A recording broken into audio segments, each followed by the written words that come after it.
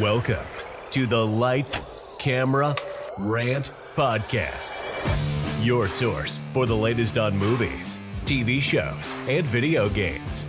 Get ready for ranting, raving, and reviewing. Here is your host, Lee. Hi everyone, welcome back for another edition of Lights, Camera, Rant, which I would like to thank you for my intro guy. He hasn't missed a single week ever since we started doing this. He hasn't missed a beat, so round of applause for him and my outro as well.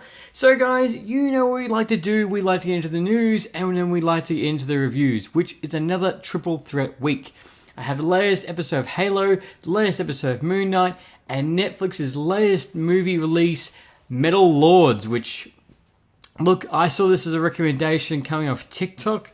I really didn't know what it was about, but I saw it come on TikTok and I thought, all right, I'll have to check a clip from this. So I was like, hey, that looks pretty good. And sold. So I had to go watch it and wow, you'll find out later on my review. Hot or not, or trash or treasure.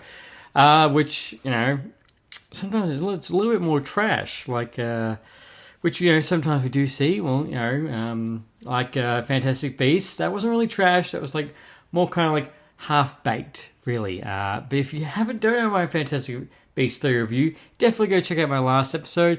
And also, go check previous again for my first international episode with the Nerd Dose podcast. Alright, so without further ado, let's get breaking down. So, first things first, we got a trailer and reveal of Kingdom Hearts 4 that is currently in development, which this came out of absolutely nowhere to me. I was like, oh my god. Actually, I was playing the PlayStation and I was scrolling through Twitter, just about to go to sleep, and I saw it pop up. I was like, holy shit. Now, as a Kingdom Hearts fan, I love the franchise, also very frustrated with the franchise. I completed the first one, and I think I got 3/4 way through the second, and I can't pass this one particular boss fight, which I've tried again and again and again, still struggling with it, and I haven't even touched Kingdom Hearts 3 because I won't bring it to myself to, you know, if you can't pass 2, then you can't pass 3. However, the biggest thing that actually surprised me about the announcement of Kingdom Hearts 4 was the fact that, you know, there is such a huge gap between Kingdom Hearts 2 and 3, which we do know that got announced, and you know it should have been announced as early as it did. But you know the gap between Kingdom Hearts 1 and 2 is a lot smaller. You know, and 3 only came out about 2 years ago, and now we've already got 4 already announced. But me saying that could just be like what happened with number 3, where we got a trailer and then basically it was like, you know, a 6 years wait. So the announcement, as they have announced it, there is no release date. It is in early development, and the trailer looks absolutely stunning. There is so many questions of what's going on. However, with the history of Kingdom Hearts, wouldn't hold your breath, would just wait out and go, all right, that's cool. I'll keep that in the back of my head, which unfortunately is a lot like the new Suicide Squad game. You know, that got announced nearly a year ago. We got the trailer for it. And then a couple of months ago, yeah, look, you're not getting that until 2023. Why? Why so far away? Oh my god. But the thing is, like, that was almost like the Suicide Squad, the movie as well. We got the trailer, and then it was like nearly a whole year before we got another whole trailer for the movie, which is a complete and utter episode for another day on why that was a complete crash course and why the first Suicide Squad movie is shit. But yeah, Kingdom Hearts fans, you're right installed. Number 4 is on its way. Just don't hold your breath on that release date. So, moving on. Now, this was interesting when I saw this. At the same time, I was very happy to see it. So, Sonic 2, I haven't seen it yet, but it currently has the best opening weekend of any video game movie to date. It outdid Uncharted as well. So for the opening weekend of Sonic 2, $71 million at the box office. Now, this has come out at perfect time, being school holidays, of course, being Easter. Happy Easter, anybody who listens to this podcast when it comes out. Happy Easter, safe holidays, hope everyone has a good trip away and sees family, friends, and you're stuffed full of food and chocolate. But yes, Sonic 2 has made $71 million at the box office, which is... I was very interested when I saw this because I thought that's fantastic. Because I hope the fact that with this such thing is the fact that this will push studios to make more video game movies, invest in more, the time and the patience, and create more. There was such a plethora of video games out there that you could turn into a movie that would be box office hits. You know, if people go, at the stage right now with movie studios, everyone's saying, reboot, remake, sequel, prequel. Look, you've obviously gone to the well of comic book movies, which I'm still loving them going to the well and going to this right now. But go to video games. That's what I'm saying. Because the fact there is so many video games and there's so much you could, dive into and pick from. Even if it's obscure. If it's a good story, turn into a movie. You got another freaking franchise on your hand. Don't just bank on the already successful ones. Even, the second top tier successful games, not out of this world, but still make bang for buck. There are fans that will invest and watch this. So that's why I found it so interesting, because I hope this pushes Hollywood to invest more into video game movies and keep that going. Obviously, speaking about movies, which for any HBO Max fans, you're in for a treat. As I'm recording this, The Batman is now currently streaming on HBO Max. I've seen a lot of my Instagram people I follow or America have been posting all about this, going, they can now stream it, give it another crack, and check this out. Now, unfortunately, as I'm recording this, for any binge for our Australian fans, because as I said before, we don't have HBO Max in Australia unless you use a VPN. Our equivalent is binge. Unfortunately, The Batman is not on that yet streaming. But look, definitely let me know, guys. Are you interested in going back and revisiting this 3-hour epic? Like, has it enticed you to come back and see Robert Pattinson as the Batman once again? Or you're like, you know what? Don't need to watch it again. It goes for too long. I've already seen it. Don't need to revisit. I think the time frame might be one of those movies that you have to be a diehard fan to revisit. Because that hour time. And I still want to revisit the Snyder Cut, just try to find the time to slap in 4 hours to watch it, because I know I can't split it in two, because I know I'll get to the 2 hour mark. I'm like, no, I want to keep watching. I want to do this in one sitting. Don't want to come back. But yeah, guys, let me know. Are you excited for this? Are you going to be revisiting the Batman? And look, for any Australian people, I really do hope the fact that we get it soon has to be around the corner, surely. Like, they'll announce the next month or two, which, being Australia, we usually get everything last. But moving on. So, this is, I was surprised to see this, talk about reboot, prequel, all that kind of fun stuff, is that apparently they are making a new Casper the Friendly Ghost TV show, which will be streaming on Peacock. This will be live action. This will be a reimagining, and apparently be in the tone of Riverdale TV show kind of vein along that lines. So there is no current release date at this stage, but yes, for any Casper the Friendly Ghost fans, you're in for a treat. Something is coming soon. Now, at this stage, I don't really know what the equivalent is for us for Peacock. I don't think we've got Peacock in Australia at this stage, so I don't know what, if that's for Netflix to them, or what the equivalent of that is. But I'm sure we'll get it somehow, or pop up in some obscure streaming service with the rest of the 10 other ones. But yeah, keep an eye on that. That should be coming soon. Also coming to Peacock as well, that got announced, is a Ted prequel TV series with Seth MacFarlane returning. Now, this also has no release date. This will be set in 1993 with John. But yeah, for any Ted fans, because obviously got Ted 1 and 2, this is from the creative mind of Seth MacFarlane, who made American Dad, Family Guy, Orville, which I need to watch that still. But that's all coming very soon. So, still no release date. The cast has been announced to the particular point. So we should be seeing that in the next year or so, official trailer or release date. But for any Ted fans, especially like myself, I love the first Ted 1 and 2. I am very much looking forward to this, but again, I don't know what our equivalent of Peacock is, so I'll definitely have to dive into that and let you guys know. Also moving on, we also got an announcement of the fact that Brie Larson is now joining Fast 10 with Jason Momoa, which is set for release on May the 19th, 2023. Look, Brie, I'm happy for Brie Larson, and everyone else that's joining this cast, already massive ensemble cast for this particular thing. But we also remember guys, this will still not be the last Fast and Furious. We still have another one after this, and there is obviously 100% The Rock is not returning. As much as Vin Diesel tries to, The Rock is not coming back. He's done and dusted, which to me, he's appeared in that many films of that. He also appeared on the spin-off. If your character's done, your character's done. Unless, the script is absolute pure gold, there is no reason for you to return to this character, to any character as an actor, if you don't need to.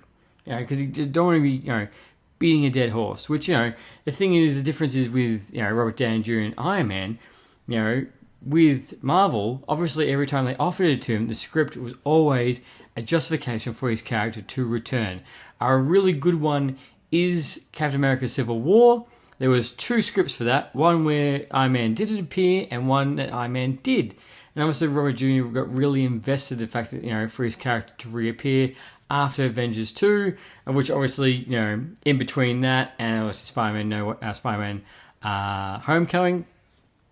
But, The Rock is not returning to Fast. But yeah, for any Brie Larson fans, she's also joining Fast and the Furious franchise. And I'm very curious to see what Jason Momoa is going to be playing. However, look, don't hold your breath if I'm going to review it. Because, as you guys know, I don't enjoy the Fast and Furious franchises anymore. Now, this of course caught my eye when I saw this come into the news, which piqued my interest far beyond, was the fact that Doctor Strange 2 has been announced, the fact it will not be getting any early screenings.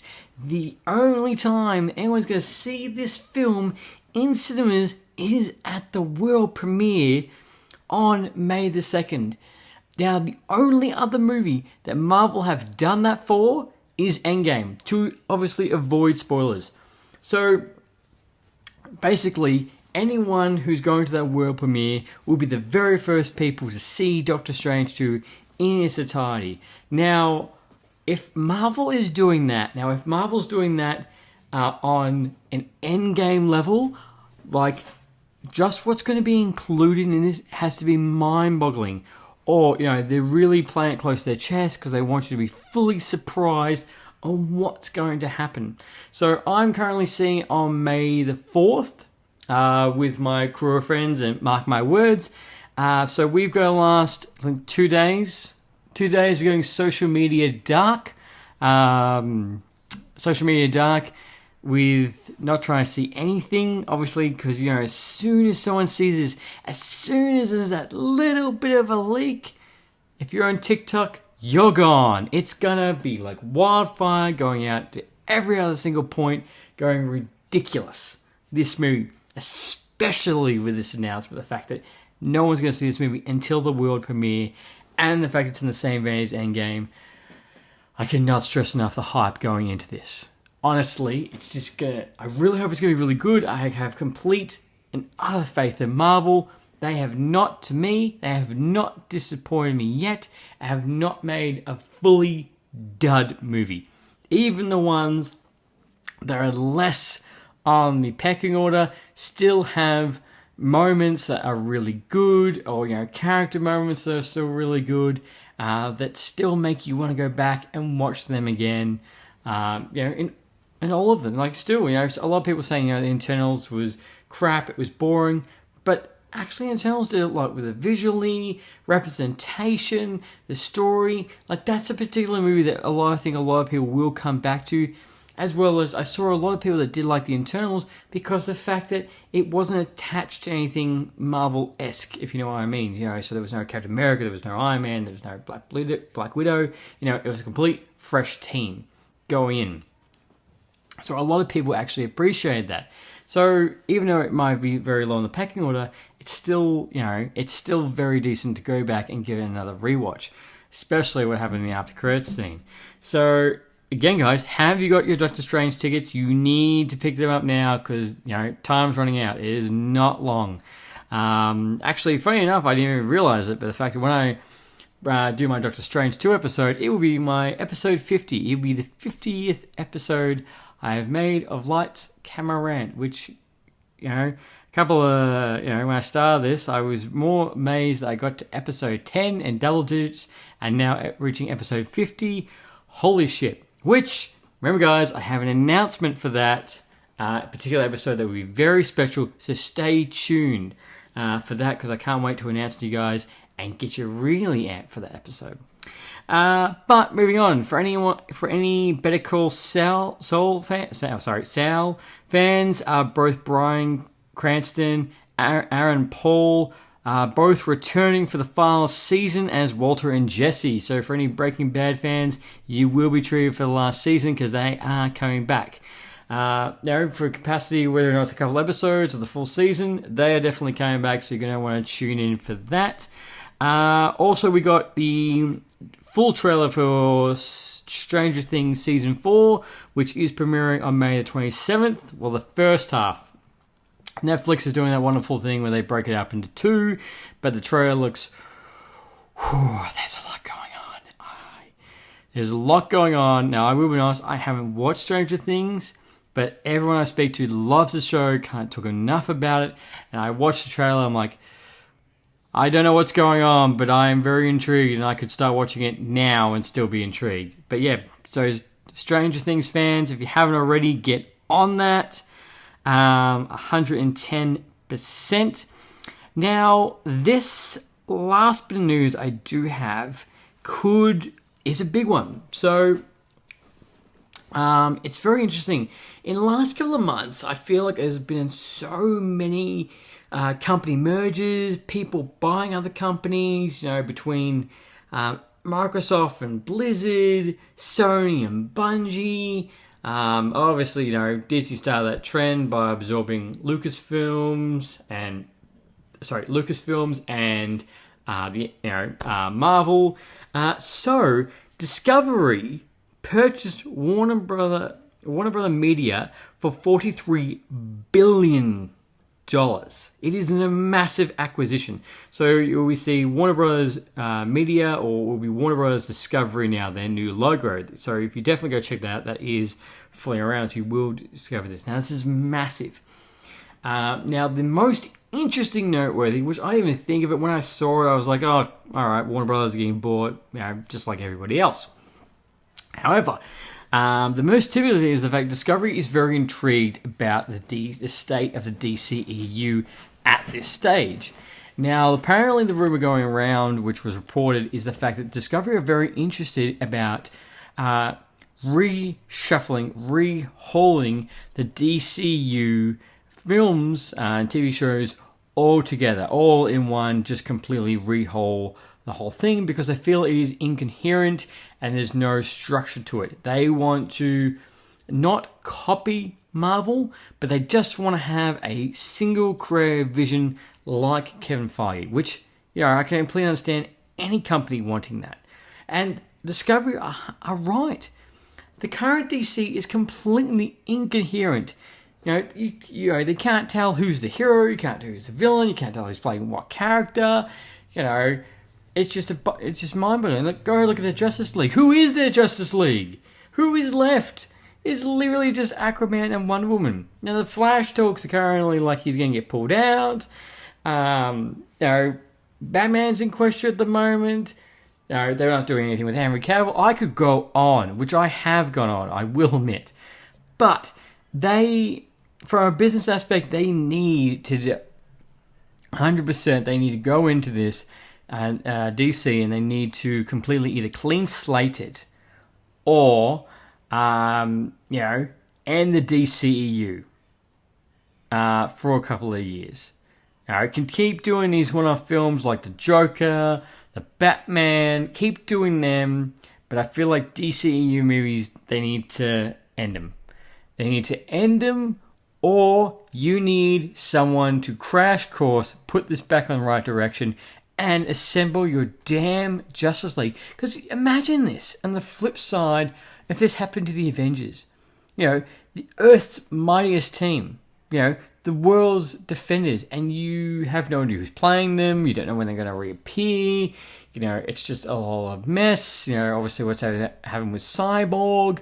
The allegations, everything with Josh Whedon. The list goes on. And, it's just mind-boggling the fact that it's come to this state. So whoever, I think her name's Walter, or his name is Walter, who's currently the head of DC. You are useless. You are absolutely freaking useless. I 100% agree. Aquaman has done very well. The Joker did very well. Peacemaker did very well. Suicide Squad did very well. But your main priority should be figuring out who the fuck the main Justice League is. Get your Superman back. Get your whole team back. You've had one Justice League movie, which, the first one was shit. The second one, which, you didn't even want to do, is fantastic. You jumped around, you pantsed it, you gave us this half garbage movie when the fact that this was pure gold that was sitting around the corner. You're like, nah, we don't want to present that. It infuriates me, the fact that they've let it get to this bad. They've let it get to this point. Negotiations should have been happening with getting Ray Fisher back as Cyborg, getting Zack Snyder back, getting Henry Cavill, Man of Steel 2, getting that man on the big screen as quickly as possible. Get Ben Affleck back on the big screen. Fix things. Be a mediator. Don't just we'll focus on this over here while this giant pile of crap is burning. And if someone tells you who's, when we see Justice League 2, not for a while. When we will see the movie The New Gods, not for a while because we want to give Darkseid a break because of what's happening with Justice League. Okay. When will we see Man of Steel 2? Nope. Cyborg movie? Nope. Okay. So when will Ben Affleck be returning? Nope. You've now got Rat Patterson, and now you've got Michael Keaton. But I digress, don't I? I digress. Anyway. But yes, so the very curious thing is with this purchase is about what Discovery will do with DC and how that will shift things moving forward. Obviously, it will be something very similar to what happened when Disney bought Fox, with all the Fox Marvel characters being merged into Marvel, and that took a few years to get the ball rolling. Technically, we're still waiting to see that because we still obviously it's been announced for Fantastic Four. We know Deadpool 3 is coming, but X-Men obviously is a major property which is going on. Obviously, I have no doubt Kevin Feige has a plan to it. But the big merger's already happened. And we're still, waiting to see the results of that moving forward, technically. But yeah, guys, that was the biggest news coming out of the past week. So, without further ado, let's get into the reviews. So, Halo. Halo. This is becoming very much a love-hate relationship kind of show. We get an episode that's like, yeah, I like action, but where's the plot? Here's the plot. This is really slow. Big action. Cortana's in it. Yay. And then we get this episode where it's like Cortana's not in a whole lot. And yeah, look, at the moment I'm having a little love-hate relationship with this series. I haven't been able to fully recommend it to someone. I'm also going to wait until the end.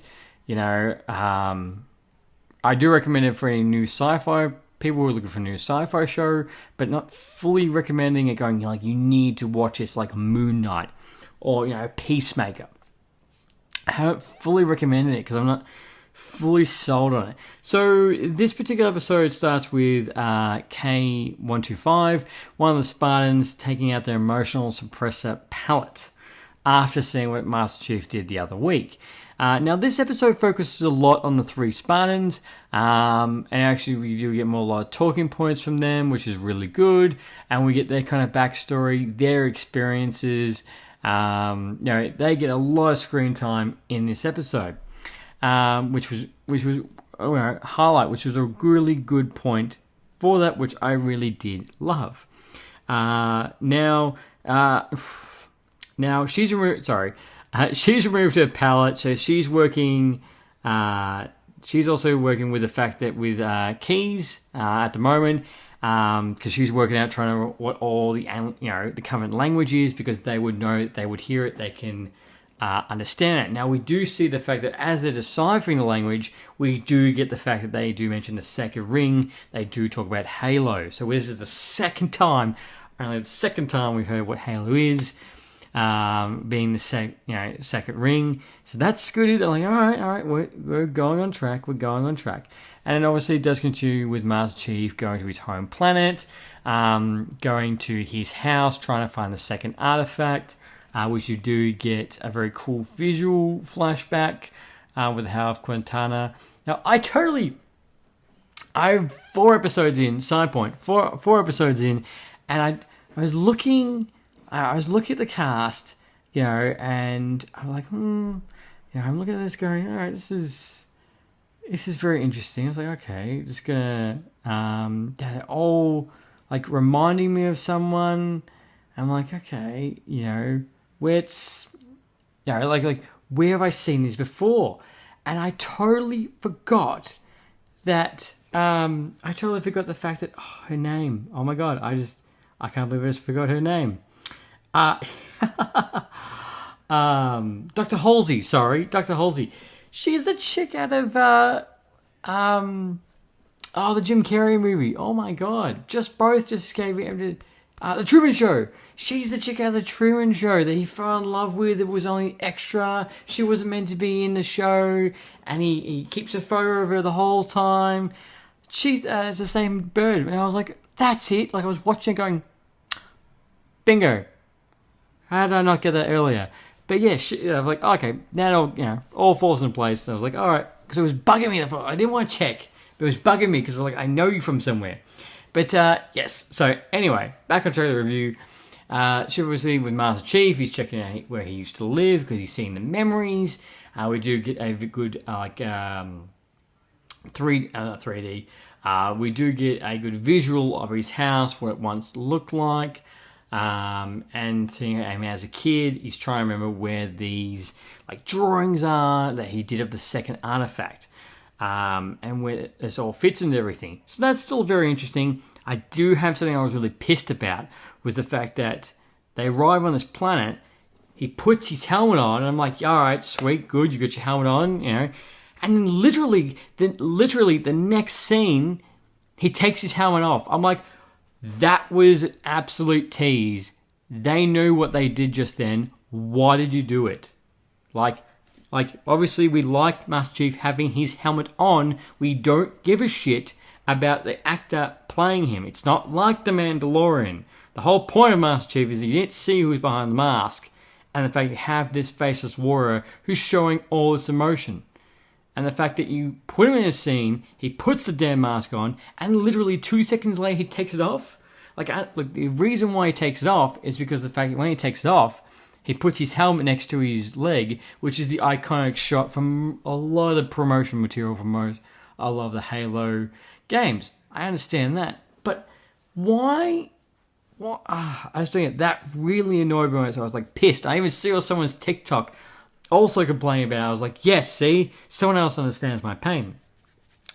Now, obviously, we do get the backstory of Quan. She's going back to her home planet to try and build up the resistance. I'm going to be honest with you, I don't give a shit about this character's arc. I understand she's trying to build resistance after her father died on Magical, the very first episode. And as the episode progresses, the fact that she finds out that the resistance is completely dissolved, and obviously she's got a bounty on her head, and she's going to, and they're always after her to kill her because she's going to build the resistance. Now that's why I honestly don't give a shit about this. I'm like, okay, I understand world building. I understand how we're going to see how the UNC Force, Covenant, the backstory, all of that. I get that. But, like, that to me is an interesting part. Like, I don't want to know. Like I want more time with the UNC Force, the Spartans, Master Chief, more time on him. Like, I don't give a shit about a girl building the resistance in this world. I'm like, I want to see, which is the reason why I play the games, Master Chief versus the Covenant versus humans. Like, you know, why don't you build a backstory on how the UNC Force was built? Why don't, you know, the planet, Reach, dive more into the Spartans, you know, all of this, or dive more into the Covenant. Her parts, I'm not engaged into it. Watching them, because I'm like, alright, let's get Master Chief back on screen. So this episode to me did more diving in. I do like the backstory with the Spartans. I do like their more interaction. I do like the fact they find out more about the Sega Ring Halo. And obviously, spoilers. I'm so sorry if you got this far and I've spoiled it, but spoilers alert. It's the fact that they do know about the Sega Ring, and right at the end, we do see Master Chief does find the second part to the artifact, which we'll think will show him the way to the Sega Ring in episode 5, which will come out this week. But look, you guys tell me, like, are you enjoying it? Like, are you still engaged? Like, I'm yet to find someone who goes, I'm loving it, week in, week out. You know, I'm yet to find anyone who's saying that at this stage. And, you know, I might just sound like I might be reading into it, or the fact, you know, I'm not, because I'm not a big enough Master Chief fan, I'm not understanding it. But, like, just from someone who's enjoyed all the games, you know, and the fact that, you know, I don't have a full deep dive knowledge into the entire, obviously, the Halo history. To me, I'm just like taking everything I know from the games, and the show's still struggling to sell me. Like, I'm like, and yes, Cortana was in it, but she didn't have a lot of scenes in it. So I'm like, okay, I was really hoping she would have more scenes. Obviously, her being Cortana, but that isn't the case. So, but yeah, look, definitely tell me, like, are you enjoying Halo so far? Are you bored? You're like, nah, I'm done. I'm just going to wait until it comes out. I'm going to binge it and do it later. Or it's not bringing you an episode week by week. So definitely let me know. So, moving on to Moonknight. Now, Moonknight, episode 3, was a tribute episode to Paul Ulithi. I'm sorry if I butchered his name terribly. But 1984 to 2022. Unfortunately, he's one of the actors in this episode who does own the ranch, which I'll explain later. Unfortunately, he passed away. He's a French actor. He passed away early this year in January in a skiing accident, which is very quite sad. And my condolences to his friends, his family, and his pets. But I thought it was very nice the fact that Marvel tribute this episode right at the end was in memory of him. Because he does very good in the episode, the scenes he does have, but it is very sad that he didn't get to see this with what happened. But moving on, so Moonknight, the action, loved it, absolutely loved it, all the way through. So this picks up exactly where the last episode left off, with the fact that Moonknight. Mark is currently in Egypt trying to find the Scarab, which Arthur does own. Now, as he's trying to figure out that, we do get a fight scene he does have with some Arthur's goons. Interesting that we get that flip scene where the fact he jumps in and jumps out of different personalities. But the very curious thing into this is the fact that as we see this jump in and jump out, there is a scene where, you know, Mark stabs a guy and he's kind of like shocked that he's stabbing him. And he's like, you know, Steve, what have you done? And Steve's like, it wasn't me. So there is a third personality, which there is a third personality in the comics. So there is one lurking around, which I do hope that does come into play, especially if there's a third person. I thought that was really good. I was like, there it is. Because I was curious, because I did a small little research going into Moonknight, and I didn't see the fact there is 3 personalities. And I was curious the fact there wasn't a third one, but when I saw that, I was like, yep, Bingo. What a bingo. Right there.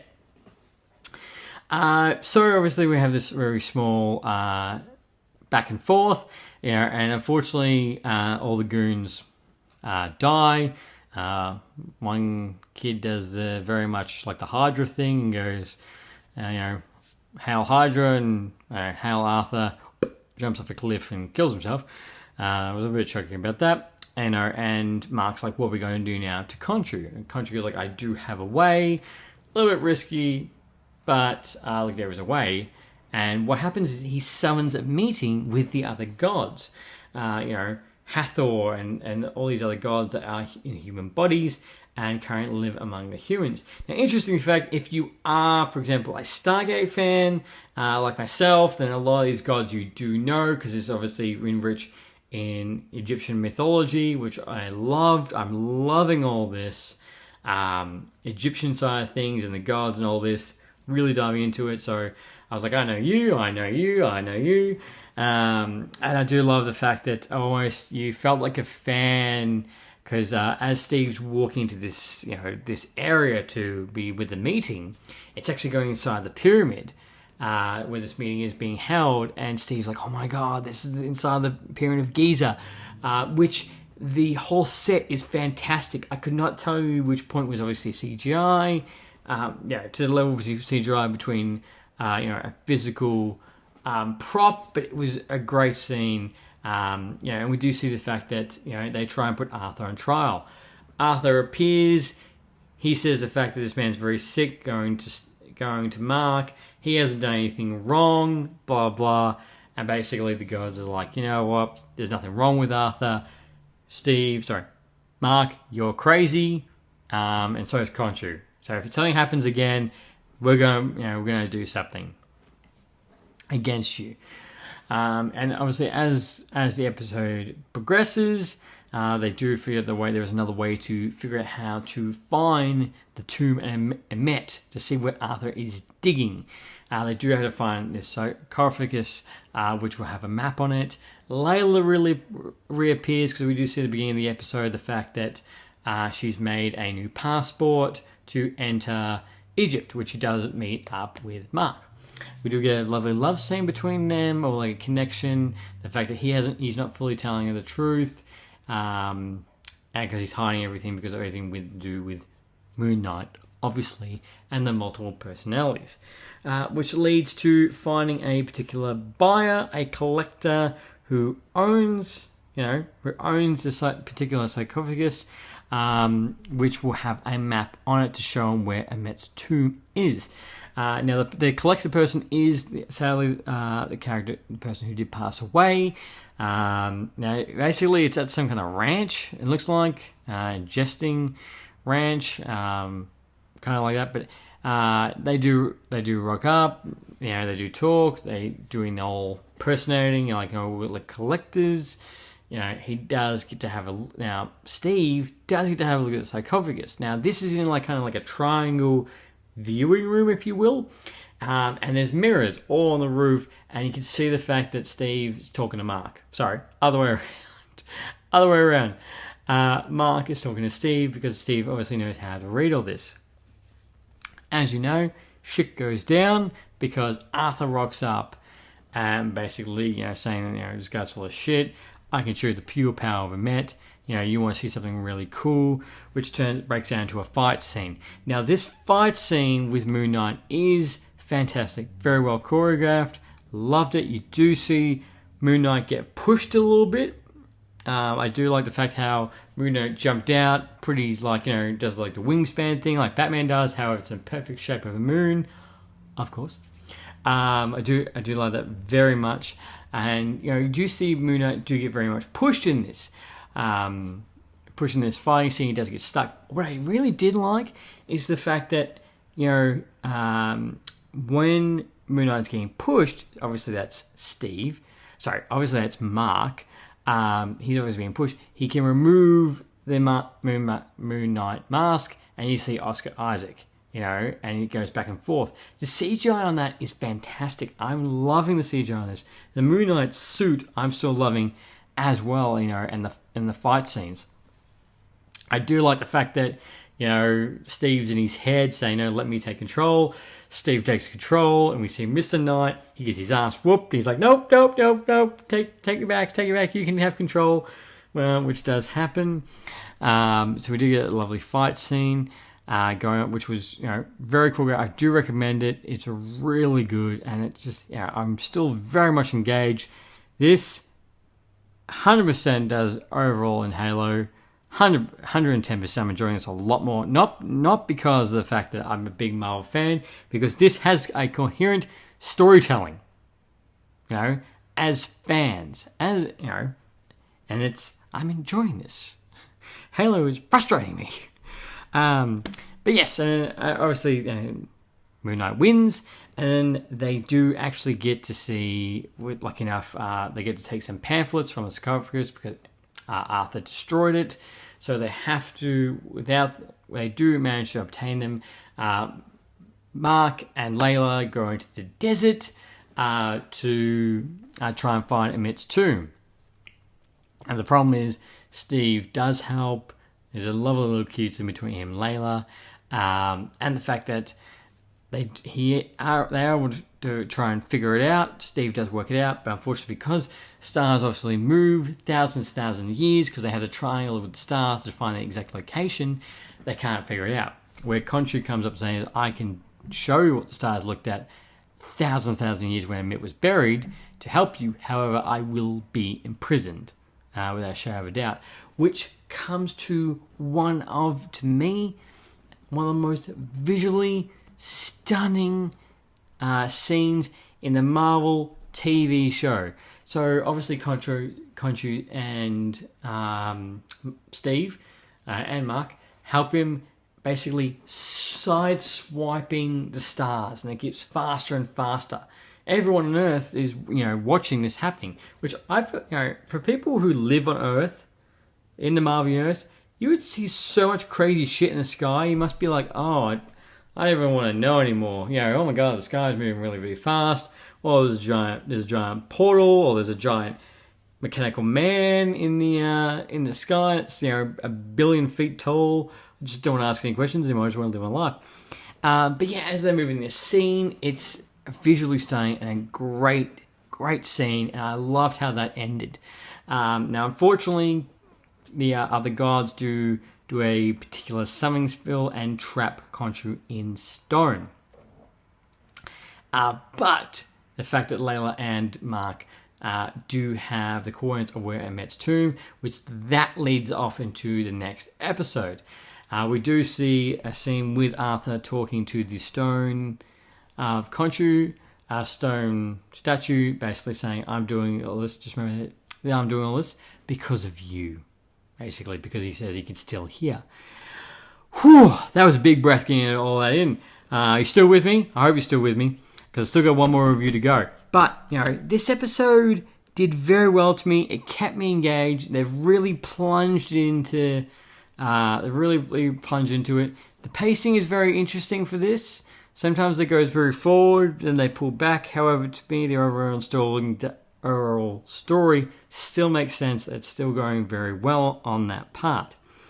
But, visually stunning. This is fantastic. For anyone who doesn't even watch Marvel TV shows regularly, for anyone who just wants visually stunning scenes, this is doing fantastic. And it's keeping you intrigued on what's going to happen next. Now, the next episode is very interesting because the fact that now, the reason why this is interesting, because I've seen a few tweets saying the fact that this next episode, which will be episode 4, as we know, Marvel like to give you a cliffhanger, either episode 3 or episode 4. We haven't had a cliffhanger yet, so this is going to obviously happen in episode 4, which we do remember what happened with WandaVision. Now, a lot of tweets of people who got to see it early, those lucky people. And some have been very positive. Some have been like, holy shit. I can't believe this. Or, this is very different. Even the director's saying you're going to love what happens in episode 4.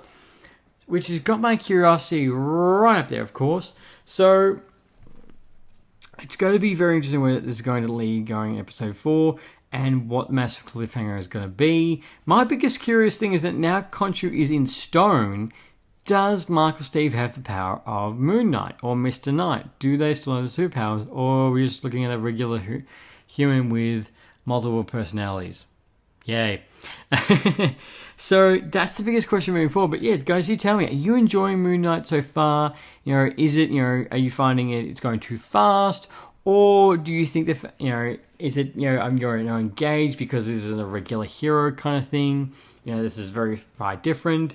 But also, before I end this review, Oscar Isaac is still doing a fantastic job in portraying this character and going back and forth. I am loving it.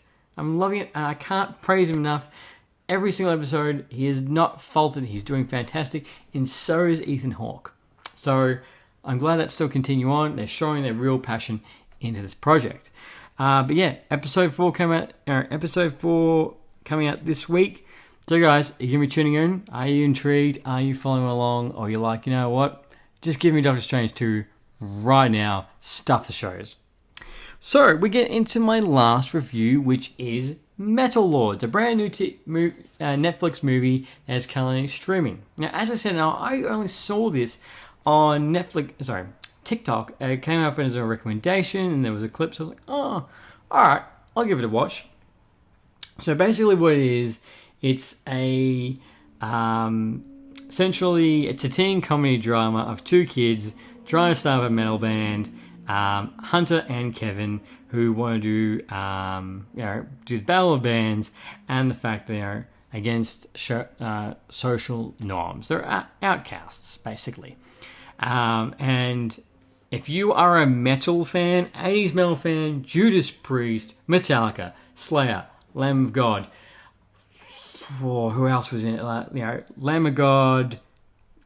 I'm trying to think, because there was so many bands. Metallica, Slayer, all of them. You're going to absolutely love this movie. They're all in there. There is so many references, and the soundtrack to this movie is absolutely kick-ass. I loved it. I started listening to it straight away after I finished the movie. So I actually watched this with my partner Maddie, because I was like, all right, you want to give this a crack, which she actually did love it as well. So obviously these two kids, say a metal band, with the main focus, basically I'd say the main character is, I do believe it's Adrian. No, not Adrian. It is, my apologies. Sorry. Jaden Mattel. Sorry, I just got to double check that because I had the names on my notes. It's basically him who plays Kevin. So basically you're watching him. He was in It. He was in It as one of the kids. He did a fantastic job in that. I saw number 1. I didn't see number 2. So basically, Kevin's trying. He's in doing the drums, and he's in this heavy metal band with his buddy Hunter, played by Adrian, which I do believe is his first major role in a movie, which he did. I think he did all right. Acting wise, he did all right. It was good. So this movie is very much a teen movie. It's a feel good movie. If you're looking for just a movie just to chuck on, if you do like 80s metal, it is perfect. It's actually quite funny. There was a few moments back and forth I loved. But so obviously these two kids are really trying to get into heavy metal. But Kevin is struggling because he's obviously not fully dedicated. And Hunter's full on, and obviously he starts falling in love with a girl named Isis. The actor's name is Isis. The character's name Emily. She is a drama girl. She is in the band, a band gig. Basically, this makes me think of American Pie, which he does fall in love with because she can also play. He wants to join the band, which he falls in love with, girlfriend-wise. So it's very much teen comedy, but the humor is spot on. If you the back and forth between all of them is fantastic. It's quite funny, and I find myself really enjoying this. So as they're trying to start this band, obviously you're gonna have bullies, which pick on them really harsh in this movie, like really dramatically. But anyway, that's American high school. So dealing with bullies, dealing with love, and the fact just trying to get the battle of bands. And I love the fact that you will also get a lovely cameo from Rob Halford, Kirk Hammett, Tom Morello, and Scott Iron. These guys pop up, which is I was not expecting them to come out, but they did. And we've got them. Obviously, Judas Priest, Metallica, Rage Against the Machine, all of them which they're from, and they go to basically as a hallucination. For the band that turns into from Skullfucker to Skullflower, which you will find out to watch it. So I do highly recommend this movie if you're just looking for something for that Saturday night watch, and if you're a really big music fan and obviously want to watch a fresh teen comedy. I think all those points were very good. Probably acting.